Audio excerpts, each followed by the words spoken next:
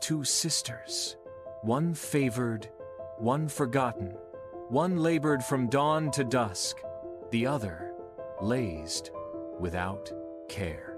In a house where favoritism cast a long shadow, kindness and laziness lived side by side, while Emily did everything without a single complaint. Her sister Emma did nothing except be praised. Emily had one secret joy, a tiny world she wove each thread a whisper of hope. But they weren't alone. A magical well was watching, ready to test their hearts and give each what they deserved.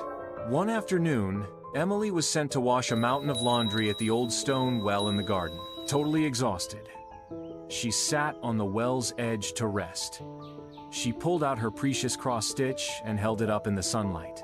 A sudden gust tore through the garden, and Emily's stitching vanished into the well.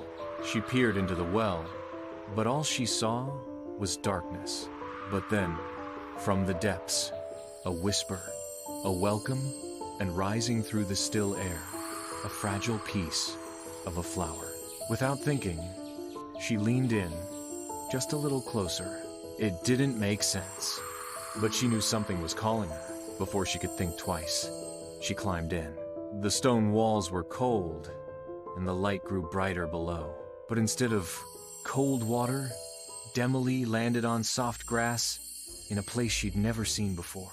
A soft cry led her to a rabbit, its leg trapped in thorns. She had to find her cross-stitch, but her kindness won. She freed the poor creature. The rabbit rubbed its head against her hand to say thanks, then hopped away into the trees. Her heart still tugged toward the lost embroidery, but her feet followed the path ahead. She didn't know where the path led, but something in her heart said, "Keep going." Finally, she reached a cottage where a woman stood smiling in the doorway. I've been waiting for you, Emily. My name is Holly.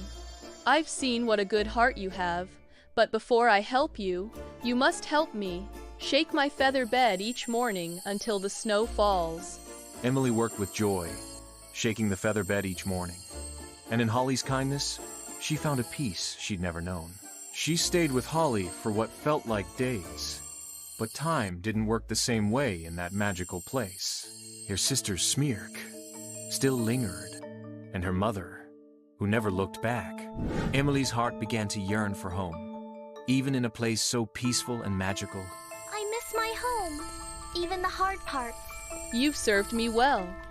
Your heart is pure. Now walk through this door, Emily.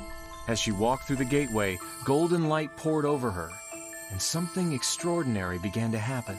For a moment, time stood still. She was no longer in one world or the other. And when she came out, she was back at the well, dressed in silk. Emily's mother stood in shock. But Emma, her sister's eyes were filled with jealousy.